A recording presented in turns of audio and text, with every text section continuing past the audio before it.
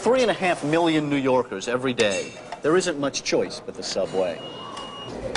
Most of us don't take limousines. We can't even afford to take taxis all over the place. Buses? In New York, buses take forever. For better or worse, that leaves us on the trains for an hour, 2 hours every day. So you'd think New Yorkers would be great experts on the subway. Forget about it. Most people know their line. They know their regular stations. They know where they get on and off. And that's about it.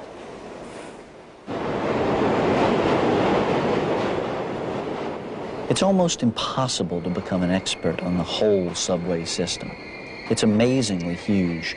25 lines, 6,334 cars, 312,000 advertising posters, 3,500 cops, 720 miles of track, 6,000 trips a day.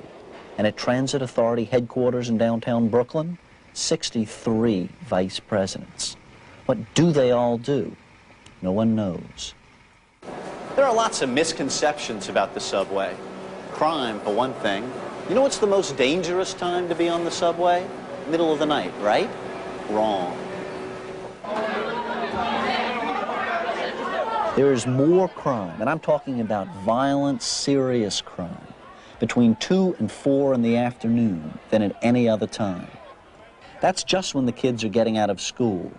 There are more subway criminals than ever before, and they're getting younger and younger every year. No one has any reliable idea of how many homeless people and panhandlers are on the subway, but some stations and some lines certainly have more than their share. Most people think immediately of Grand Central, but the cops have been cracking down there lately. That has sent people scattering. I'll see you tonight. Downtown trail. Every night is just the same.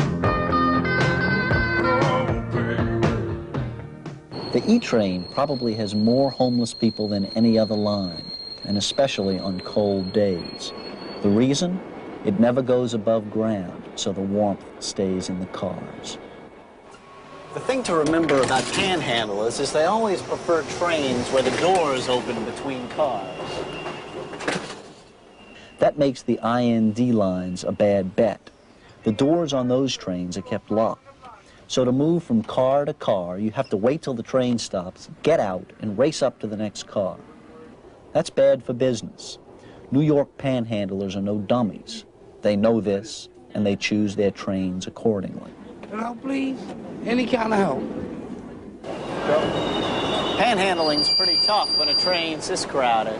And at rush hour, all the trains are packed.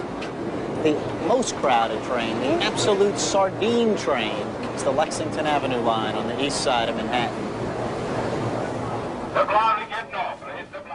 The absolute busiest platform is at Grand Central on the 4, 5, and 6 at precisely 5:30 in the afternoon. Keep your hands by your side, please, and don't breathe too deeply. Waiting for the subway.